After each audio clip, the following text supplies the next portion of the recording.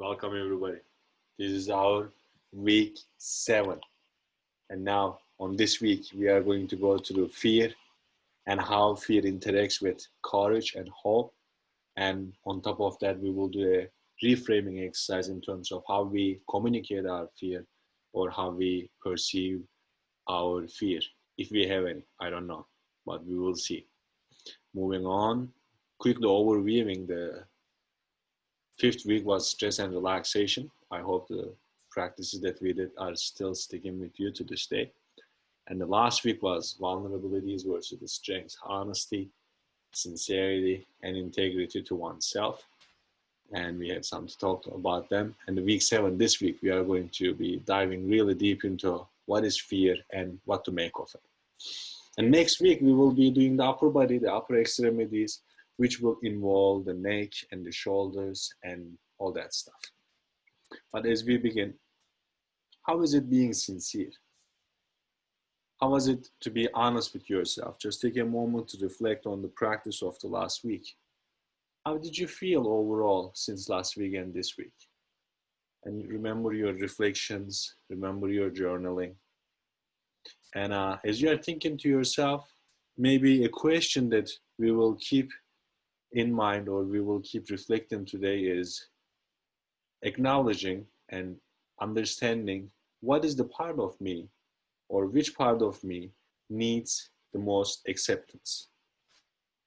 I'll give you some time to think about it because it is something that you have to first sit with it and explore, and then eventually you will not mentally come up with something, but something will manifest itself that you have to see and be present with. And let's quickly start a short little practice in the beginning of our session. And if you remember last week, we were witnessing the inner dialogue, how self is talking to the self. So we are going to try to understand the language of the inner dialogue, of the emotions. And basically you will actively listen to your thoughts. So as you are listening to me, start to become aware of you making sense of my words. Notice how you comment on what I am saying. Notice your own thinking pattern in response to what you are seeing and what you are hearing. How aware of your own thinking are you? How aware of your own feeling are you? And take a moment to scan through the moments of your life in which maybe you were in touch with fear. Notice your voice when you are talking to yourself when you are scared. Notice your own voice when you worry. How do you talk to yourself? What is your own voice sound to you when you are worried? Now take a scenario or a frame from your life in which you were courageous and you were brave. How does bravery communicate with you? What is the sound of bravery to you in your own words and in your own mind? And how does hope feel? How do you talk to yourself when you are hopeful? How do you hear yourself go through all these and more emotions? What is your emotional language is like to yourself? Just becoming increasingly more aware of your own inner dialogue. First, you start with your own commentary on the present moment. And then you will find the different voices and the different patterns of you talking to yourself under the impact of different emotions. Allow yourself to exhale 3 long times, refreshing your mind and bringing your mind back to the present moment. As we are going to take a moment to reflect and share. So for those of you joining us online, doing the recording, just pick up your pen and paper. Otherwise, those are who are in the group, we will have 2 minutes of sharing in which you will share your own story with your partner and then simply put it in your words. How does it feel to be seen? Is that okay? Welcome back, everybody. I hope your reflections were enlightening for you. And for those of you who journal, just read over the journals that you wrote to yourself. And here we can continue. So today's topic is fear. And what is fear? Let's quickly take a moment and think of it for ourselves. What is fear for you before any description or any definition? You have to know it for yourself before we come up with any dictionary or scientific or somatic description of it. So it says an unpleasant feeling triggered by the perception of danger, which can be real or imagined. So here the key word is real or imagined. So we already know that the brain doesn't essentially know the difference between what is felt or imagined. Think of your dreams. You do feel and experience everything during a dream, but for the conscious mind, unless, of course, you are a lucid dreamer. But the conscious mind is the real deal here. We need a sense of discernment to know how to handle what we fear. The courses of action might differ depending on the type of the fear, or the fear being a real danger or an imagination.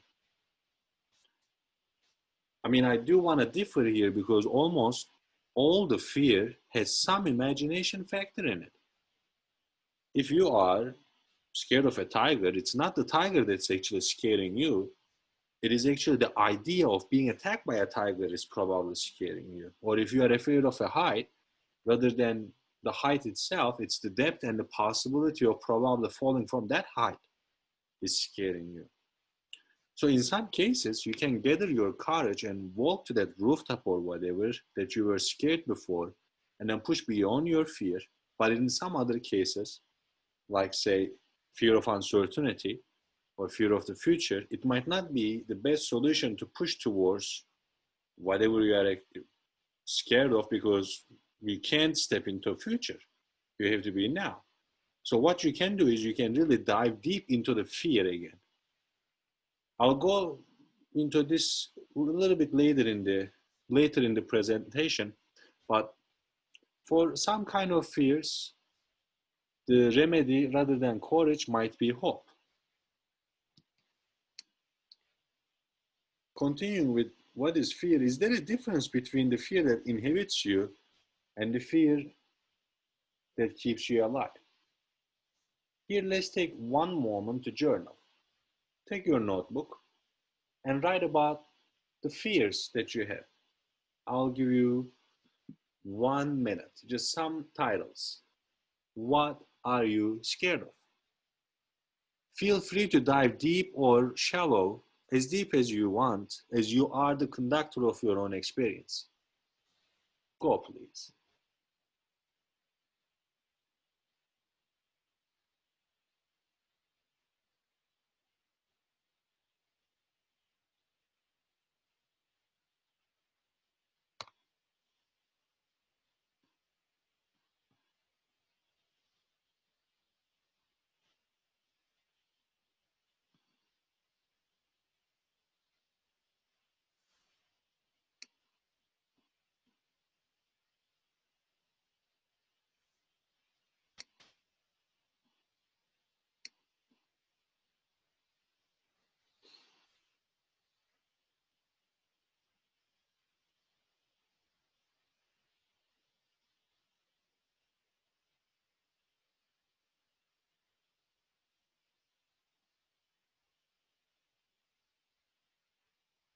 Very nice, wrapping up what you're writing.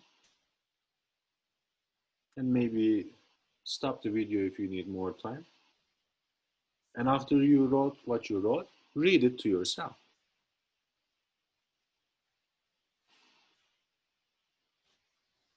Moving on to the next one. There are actually different kinds of fears. Here we can dive a little bit deeper into what you can do with your fear. Like I mentioned before, if you are afraid of a height, you might use your best cautious self and do all the precautions that you need and all the ones that you can, so you can build the courage to walk through a bridge or a skywalk or something like that. But if you are scared of the unknown, or if you are scared of death, or if you are scared of the future, which are basically similar things, then your courage will probably not be as helpful as it would be with hope. Here we have to understand that there are different remedies for fear depending on the kind of the fear that one experiences. So let's look at different kinds of fears that I came up with. But please put your input in the chat box as what kinds of fears you might be experiencing, of or if there is something that I omitted that you think should be here. The first fear is the fear of the unknown. It is the fear of death. It is the fear of not knowing what is going to come after a certain date or a degree. This also includes the basic fear of oneself perishing and not being around in the world that we live anymore. So there's another one that I came up with, which is the fear of being known or seen. Some people are actually scared of being successful, scared of public speaking, scared of change for the better. So the fear of being known or seen is another type of fear, which can be probably overcome by enough practice and actually putting yourself out there with enough courage. What about fear of being unknown or unseen? This is maybe coming from the self-worth or the lack of self-worth that one might has. So this fear of being unknown or unseen might include the fears of impermanence, fears of helplessness, because if somebody forgets you, you will not get help.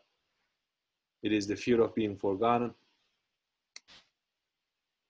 What about the fears of future, which is can be summarized under the bracket of anxiety probably, which is fear of failure, fear of rejection, fear of livelihood or losing the means of your livelihood, or fear of losing someone or something. This something can be even fear of losing your own autonomy. And then as we go, there is the fears of heights, covered areas, specific animals, specific places, etc., etc. So these are the main types of fears that I came up with. And let's look at the relationship between fear versus courage. So I have to say that courage and fear are not different directions like you see in this picture. That's why I put a red cross on it. Fear to me is like a step on the way to courage, or it's part of the courage, or it's an obstacle on the way to courage. It's something that is in the same direction with the courage that's for sure for me. It's like a doorway you have to go through and then beyond. I'm talking about fear here. So when the fear is something like a test or a performance or anything that can overcome by practice or some certain skill set, then one can talk themselves into, or they can find support for themselves to push ahead of or to push beyond that fear. Like the fear you experience when you are about to jump from a rock to a 30-foot drop into the water. Of course, there are dangers involved, which you have to consider. But once you have the conviction that that is doable, and the only thing that's in between you doing it is the extraordinary and maybe unnecessary amount of fear, and you still know that it is doable, that fear doesn't just dissipate. It still stays there. And then what you do is you go beyond it. You push beyond it and you prove it to yourself, or you show it to yourself, or you have the experience that it is something that you can push through. So look at this quote here. It is courage is resistance to fear. Doesn't go away, but it's the master of fear. It's not the absence of fear. So when you are pushing beyond fear, as Mark Twain said, you are mastering it. You are not eliminating it. It's like the little town you used to live, but not anymore. It's not like the town itself perished, or the reality of that town for those people has evaporated, but it is still a part of you. Whatever that town signifies is still part of you, but it is not taking your entire reality or your entire world anymore. It doesn't mean that it's gone, it's still there, but like the size of it might have diminished.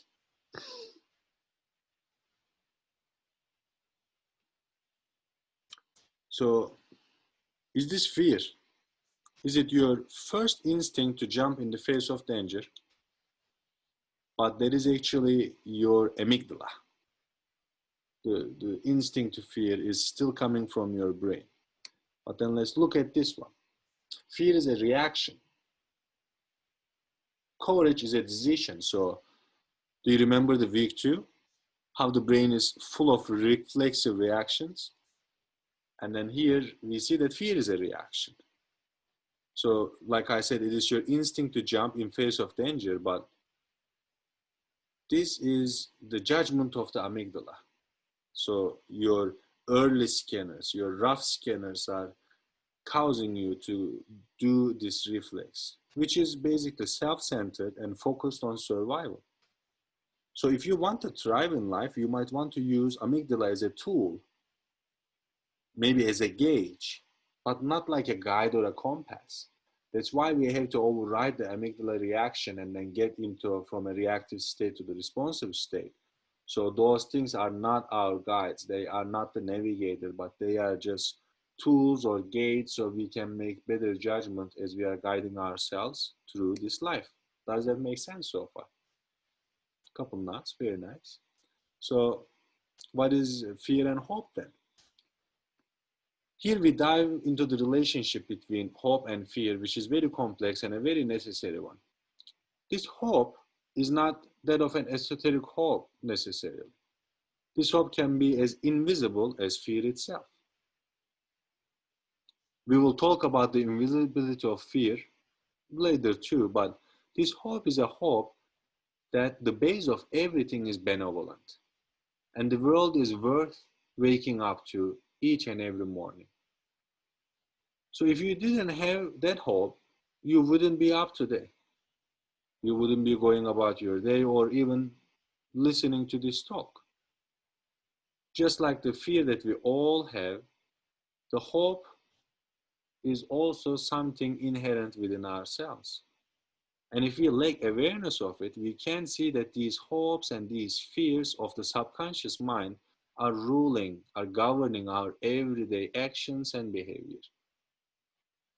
So in the face of some fears, we can use hope as a remedy, like facing a challenging situation in life, in which everything might be going down in a way that doesn't seem to help you. You can still hope that change is in the nature of everything, and either things or your perception will change in a way that suits your needs better. Once the hope solidifies, though, it might turn into faith. So it might be the next step, which is a quality of the higher self. So faith is the quality of a higher self. So we have hope and courage to help us handle our fears. But what do you really do with fear? And like apart from handling them, maybe we can use fear. Can you use fear as a discipline? Before we figure out what to do with fear, but now we have to make a differentiation between hope and mere optimism. If one lacks a certain degree of concern or fear, and there's a chance to get complacent and directionless in life, just like a butterfly. It's not that the butterfly is directionless in life. It is the butterfly. It is its direction. But we generally are not butterflies, so we need some kind of direction. So in order to find a course in life, we need to have fear to give us feedback just as much as we need hope. But again, there has to be a balance in everything. Here we can understand Why almost any institution, including government or religion, uses fear as a factor to easily affect the behavior of its subject people. Here we understand that fear by itself is a tremendous motivator, even more than the hope, maybe in intensity. Is it okay if I share a personal story with you? Okay. So it was end of my high school years, and I spent beautiful 10 years of my school education with no discipline whatsoever, because everything was easy. I I did relatively okay with my tests, and I was doing whatever I was quote unquote supposed to do. And then there came this exam. So in Turkey, we have an exam like SAT, and it is the only way to enter into a college. There is no other way to go to a college. And then there is this exam and me, and there is 1 year in front of me. This is the last year in high school. And I remember later on thinking to myself, like, what got me to study that much? And I'm reflecting on this in my later years in 20s. And that was actually fear. So at the end of the high school, I just, with all the honesty said with myself, I look at the exam that I had to take within a year. And there was no way for me to get it through that exam and go to a college unless I studied.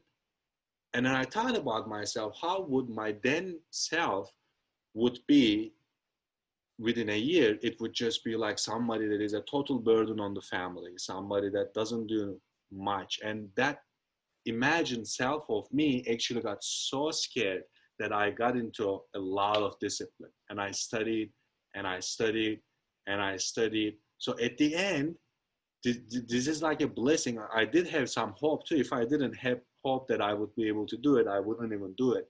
But the actual result was that within 5 point categories, I made it to top 100 out of 1.5 million people. So from the 10th grade of being below average to the 11th grade, making it to the top of the exam results, and me forgetting about it. Now I am reflecting back on it, and it was just mere fear that motivated me. And I was so happy to figure that out using fear as a fuel. So let's go back to our sharing of the presentation.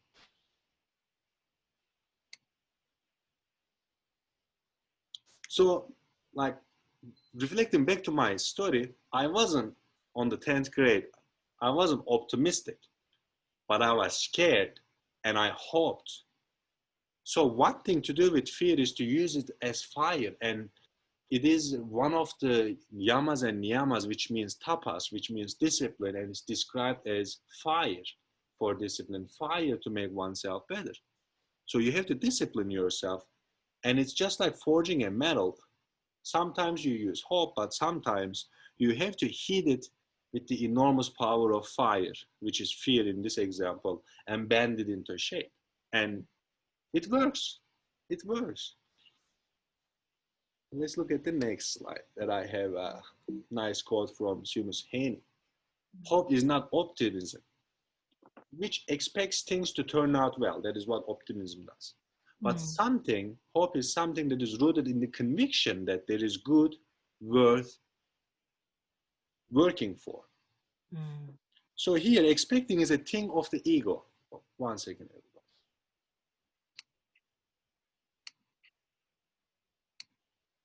So here, expecting is a thing of the ego. It is the background planning. It is calculation. It is referring to the past experiences and preferences. So if you are expecting, it comes attached to another thing of the ego, which is being scared, which is fear. But once the hope turns into a conviction in the benevolence and in the peace and in the good of everything, then the chatters of the egoic self are not necessarily eradicated, but lessened to a degree in which the prominent voice that you hear in your mind is only guided by something that is bigger than your own self or the ego, per se. So why though? Why can we not learn from fear then? Like, why fear is something that is so elusive and it's running away from us? So if it is inherent within our instinct, why it is inhibiting us rather than helping us improve? So the question is, why can we not use fear as prescribed, is what I'm trying to say. It is actually the fear being turned into a taboo. Like, it is not okay as an image in the society to be scared of. We are not traditionally educated about how to handle emotions, fear being a big one of them. And again, because of this, that you do not see fear as a language or as a thing that to cope with or to handle or to use, when the language of fear is gone, then the fear starts to become very elusive, because now we know that it is not a pleasurable feeling. So rather than dealing with it, we push it under the carpet. Seriously, fear knows how to hide very well and steer your life in a way in which you think you are in control. But it is the fears that is directing your most of decisions. So when the source of the fear hides, it manifests in your behavior in more superficial levels. Like, I heard so many people, I'm not scared of that, but I'm scared of insects. I'm like, okay, yeah, that's fine. Let's dive a little bit more deep into the things that you are scared rather than the things that you think you are not scared of. Anyways, let's putting that on the side. You have to learn and then identify and then ask specific questions to your fears. Once you get to see the fear and not be scared to ask it what you need to do to overcome it, it might have some answers for you. Can you talk to your emotions? Yeah, but they are probably not going to give you straight answers like you expect in a one-to-one dialogue. So if you tell yourself you have no fears, then remember last week's session, the 4 stages of being. You might end up being in a denial stage in which you might miss the opportunity that the fear is trying to teach you something. But here, I don't want to sound like this is easy and it all depends on your conscious choice. It doesn't. It partially does, it partially doesn't. There are some factors like time, accumulation of enough life experience, and your own free will. These are all different factors. So everything has to live its appointed time. So if you have to be ignorant, you have to be ignorant until you start denying. But then everything has to live its appointed time, just like we all have to live our ignorance and then denial, as well as our acceptance and peace too. And these things happen almost simultaneously. If you are in one stage here, it doesn't mean that you are in another stage there. So everything is coexisting. So once the person is ready to move from denial to acceptance, let's say, then the learning from fear can be actively applied. But again, you have to become aware of it. And there is some manifestations of fear. And one of the most common manifestation of fear that I want to mention here today is anger. As I said, fear is very elusive. And one common display of fear is anger. So when the awareness of fear is not present and the person is lacking the tools to self-regulate, not the only, but also not the only, but one common manifestation again is fear. A manifestation of fear is anger. Look at any authority figure that doesn't have the capacity to handle their emotions, for example. Their fear is harbored so deep that the only relative expression of emotion that is coming from them is anger. In society, especially with men, there are some emotions that are considered acceptable no matter how unacceptable they are. For a man, anger generally is relatively familiar and almost accepted emotion, but what is behind anger? I saw a man on a bus yelling at the bus driver the other day because the bus driver looked at his phone for a quick second. The passenger was mad at the driver because it is against the rules to look at the phone, or he was really scared that the bus driver was going to crash and then kill him. He would have to die if the bus driver crashes. Or like think of a mom yelling at a kid because the kid, he or she is hanging off the bars of a balcony. The mom yells not because she is actually angry. Can you imagine it? Like she's not yelling because she's angry, but she is showing anger because she fears for the well-being of the kid. Maybe she fears if the kid falls down for the responsibility of it, or for the absence of the kid, or all that guilt conscious, but her fear of losing the baby or the baby being hurt is being manifest as anger at that moment. Does it make sense? Connecting the dots a little bit. So your care for the kid is being dipped in fear and being dressed as anger. Now the kid is being scared.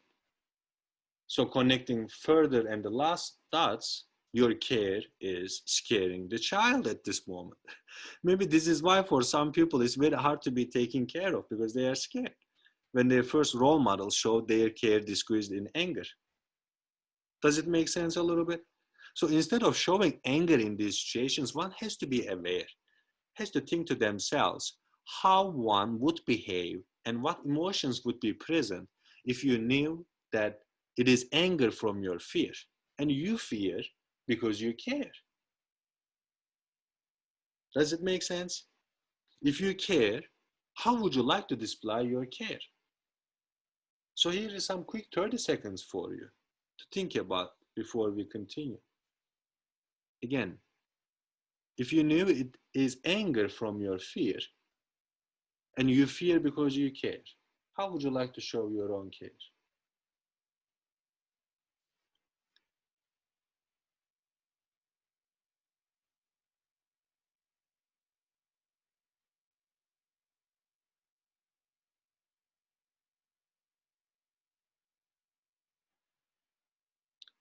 Let's continue with a possible way of showing care, which could be compassion. And then we can be compassionate towards fear itself.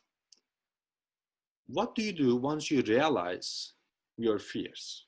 Okay, I'm scared of this. What do you do? They don't just go away when they are seen. Oh, okay, I was scared of this, now I'm not. No. So let's imagine a little kid again. Scared little kid. How would you treat him or her? What would you do? If this is your child or your inner child, it doesn't matter. It's presenting you that there are monsters in the closet.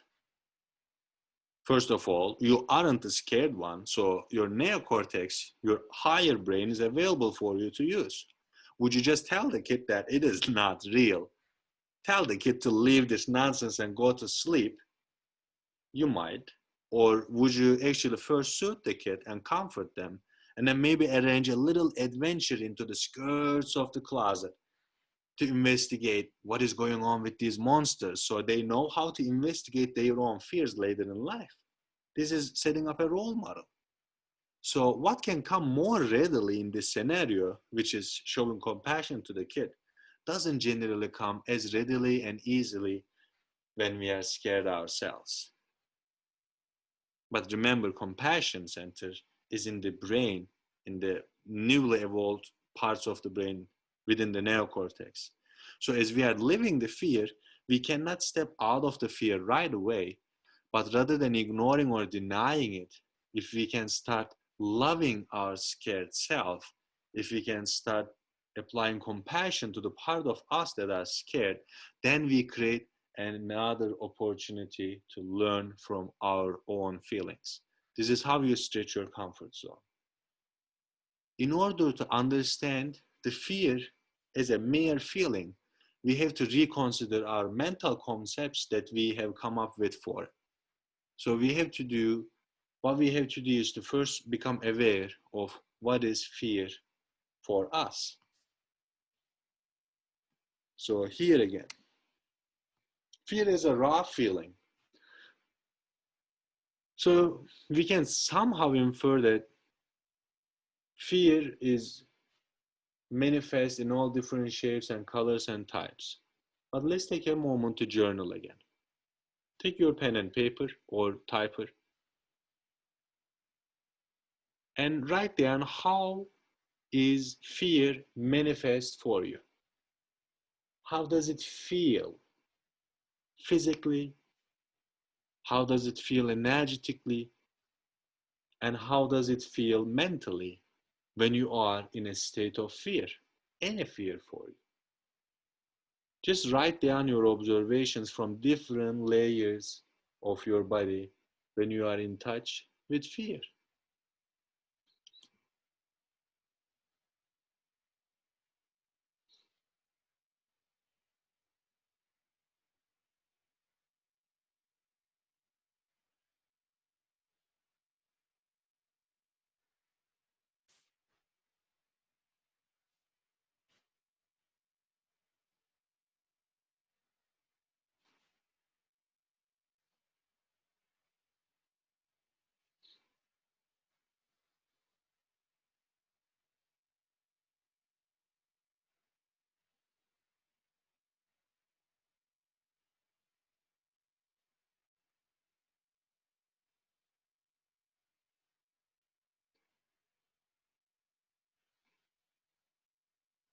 If you need more time, you can stop the recording of the video to write a little bit more. And after you write what you write, take a moment to again read your own writings to yourself. But here we can somehow infer that fear is what we make of it. If you take anything that you have learned about fear within itself, it's a tremendous sensation. If we don't know that fear is what we make of it, then we can assume fear as what the society makes of it, or what the parents made of it, or what the friends made of it. So here you can witness what fear might mean for you, might be for you. When I'm aware of it, use it as a fuel for the parts that I am not aware, that I am aware of. But again, this comes with time.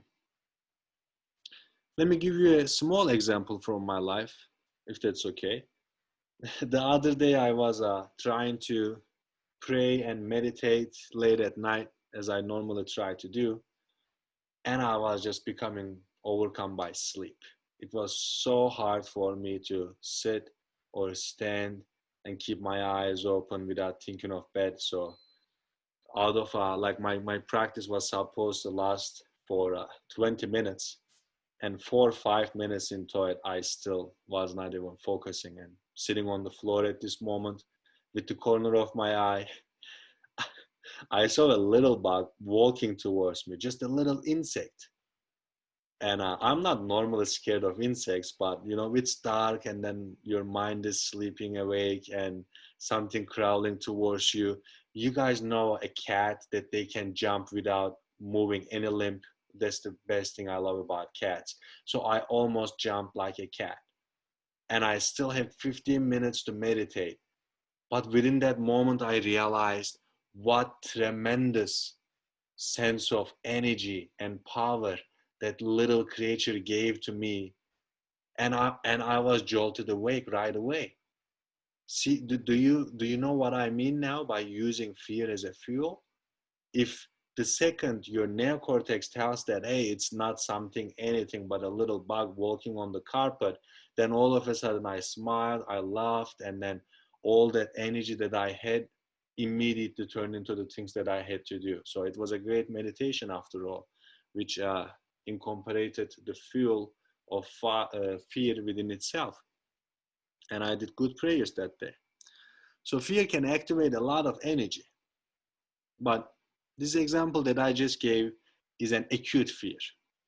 You see it and then you realize it and it goes away, so you can enjoy the energy of it. But what happens when you cannot immediately override the mental concept of the fear? Let's look at the brain on fear. And fear in the brain of a mouse looks almost the same as the fear in our brain. When a frightening stimuli is encountered, the thalamus shoots a message to the amygdala, which is thalamus is the receiving sensory information, and immediately lets the amygdala know that there is something to be scared of, which is the most primitive part of our brain, even before it informs the other parts of the brain, which is for high recognition. So information is first sent to the most primitive part of the brain. So here I quickly want to remind you the two regulation systems that we inherently have, which is top-down and bottom-up regulation. The top-down, which is using the capacity to think and then relax the body or the senses, and the bottom-up is the usage of senses or the body to relax the mind. So for fear, when the top-down regulation is possible, you can use your conscious mind to relax yourself, like after confusing a dot on the wall for a spider. But when your no cortex cannot override the fear, like the fear of the unknown, then you will have to use your bottom-up regulation, which is using the body or the senses to change the mind. One way to do this is to use the senses and the felt sensations from the present moment. As if you remember, it activates your vagus nerve. So in order to get to the higher cognition, what we have is the vagus nerve, which activates your parasympathetic nervous system response, which is also known as rest and relax stage. Do you guys remember that one from earlier slides? Okay. So actually, there's a study in which they activated the vagus nerve of mice who had conditioned fear response. So they actually made the mouse scared by a stimuli, and then eventually, when the mouse was scared and this was a conditioned fear response, they activated their vagus nerve. This study is by David Pena et al., and it states that the vagus nerve stimulation enhances the extinction of conditioned fear, and it modulates plasticity in the pathway from the neocortex to the amygdala. So remember, the amygdala hijack, when you are scared, your amygdala overrides everything in your brain.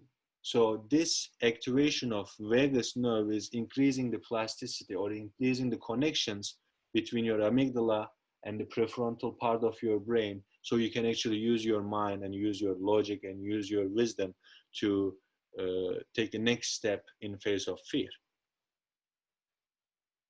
So if we practice mindfulness and awareness, then we can have a better understanding of our fears rather than fears secretly governing our life. One thing one has to become aware is the language, though, that one uses with themselves. Remember the practice in the beginning?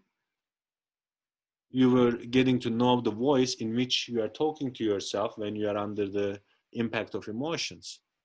So you can start to reshape your relationship with yourself as well as the experience of life as you change the tone or the manner or the attitude of the dialogue you have towards yourself. Let's see. In the next one, I'm going to share some statements of fear. Let's look at it here. Just basically how you talk about fear itself. And we can change from a passive way of expressing our fear to an active statement in which we have our own autonomy, right? Let's say when you say something like, I am afraid, or I fear, or I'm scared. Do you see the subject here? Scared. It's done. It's passive. So maybe you can change it to, rather than I am afraid I'm going to fail this test, you can say, I am scaring myself because I did not do enough preparation for this test. And then this will give you the autonomy to actually do something about the test. Study if you have time. So here you are actually taking the reins to your own hands. Rather than I fear that I'm not good enough, you can say, I will use this feeling of fear to be better at something. So really, rather than interpreting fear something that is inhibiting you, acknowledge it and use it in an active way that is actually going to help you to overcome whatever you need to overcome and whatever you want to achieve.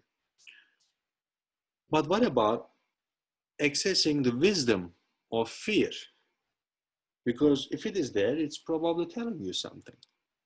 Maybe the next time you encounter the fear, ask yourself how you would feel, how your life would look like, and how you will experience life once you overcome this fear. Really, allow yourself to interact with the fear and then let your imagination go beyond it. How would you feel once you overcome this?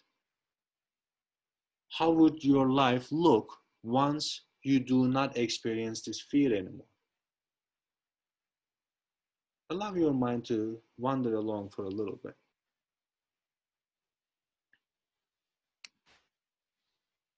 As your mind is wandering along, it is our time for our practice. Settle down and find a nice, comfortable position for your spine to be straight and for your eyes to be closed.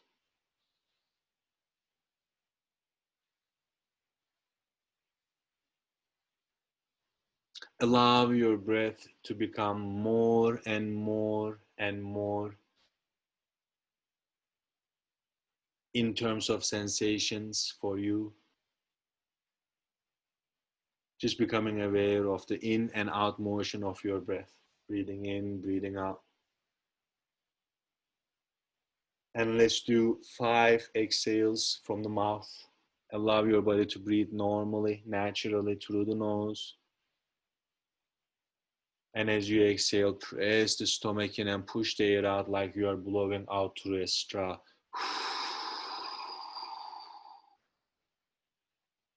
Inhale, let the breath come in naturally through the nose.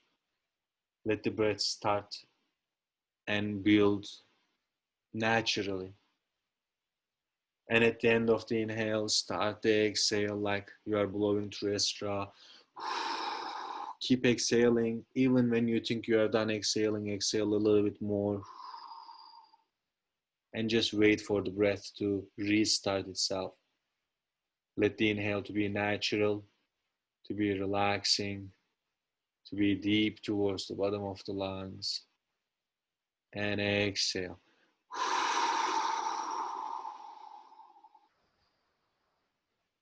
2 more. Let the inhale happen naturally. Allow the lungs to expand in a manner that they like to. And exhale.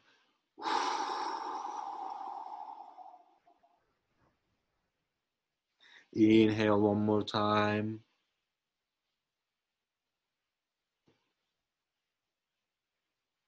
And exhale from the belly out.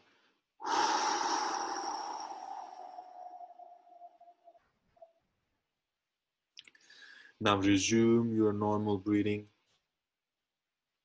With each and every breath, allow your body to relax and settle.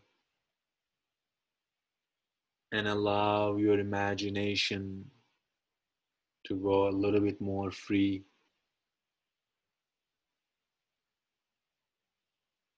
Imagine taking a walk on a nice mountain range, and as you walk through the valleys, around the trees, and up and down the rocks, you come to a lake. Remembering this one time that you stood by the side of a lake,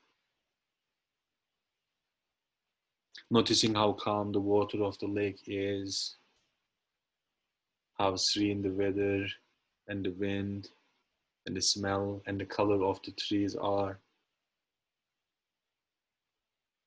And without worrying about anything, allow your body to float on this body of water, like you're floating on the water completely safely and effortlessly.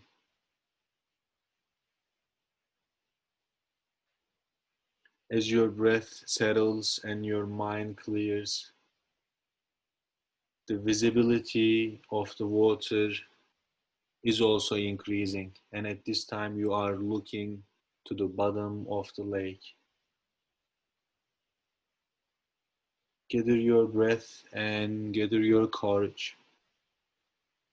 and start to dive deeper and deeper towards the bottom of the lake.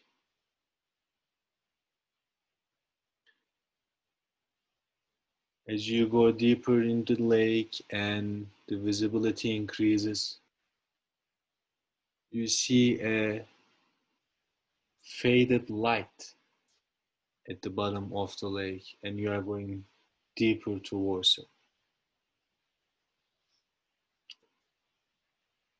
From afar, it looks like a box or a chest.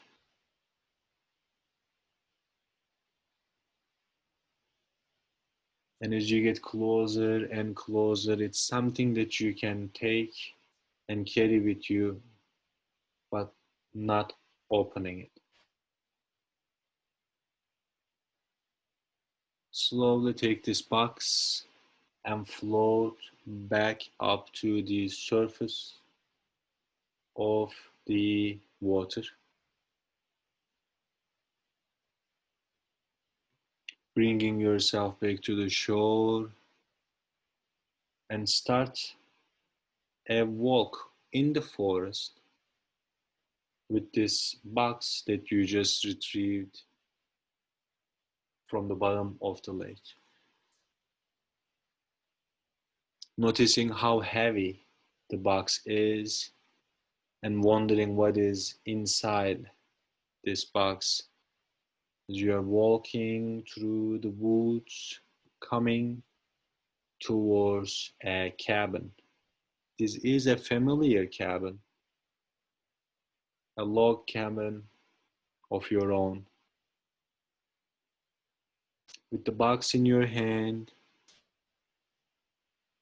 and the cabin in front of you, take a moment to hold the door handle of the cabin and twist it open. Notice what the interior is like within the cabin, noticing the floors and the walls and the ceiling. And right across you, standing, is your best self, is your higher self. Notice how they stand, notice how they breathe, notice how they smile with confidence and with respect, maybe.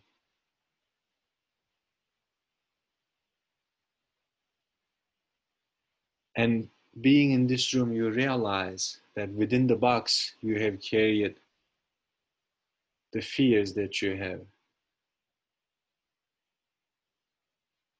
So, in the presence of your higher self, take a nice deep inhale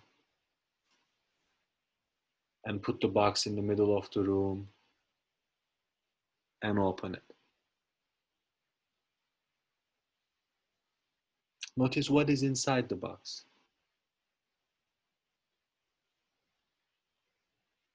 Notice if there is a weight to it, or a sensation, or a color to it.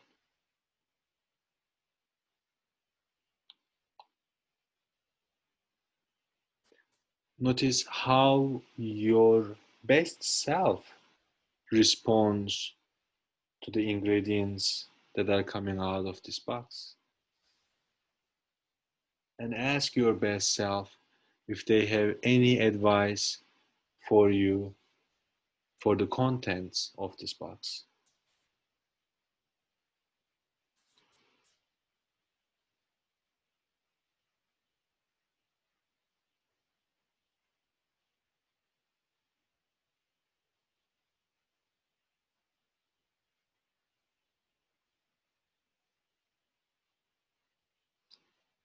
As you sitting in the room within the confidence of your own higher self, once you take what you need to take, once you learn what you need to learn from whatever was within the box, set the box aside and take a moment to thank your higher self for the advices and the wisdom that they might have shared with you.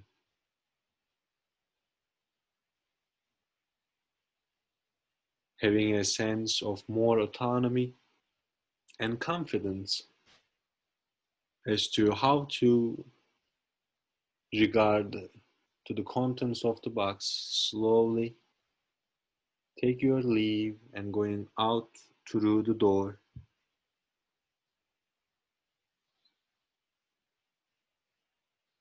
Allow your imagination to travel back to the path, through the forest, by the lake, and releasing and relaxing what does not serve you anymore within the count of 5. Relax the weight of the things that you do not need anymore. On the count of 4, lighten your body and the mind with the flow of your breath. On the count of 3, becoming aware of the present sensations within the body. On the count of 2, recalling the time and the room and the objects that are in the room that you are staying right now. And on the count of 1, take a deep inhale and gently open your eyes back to the present moment.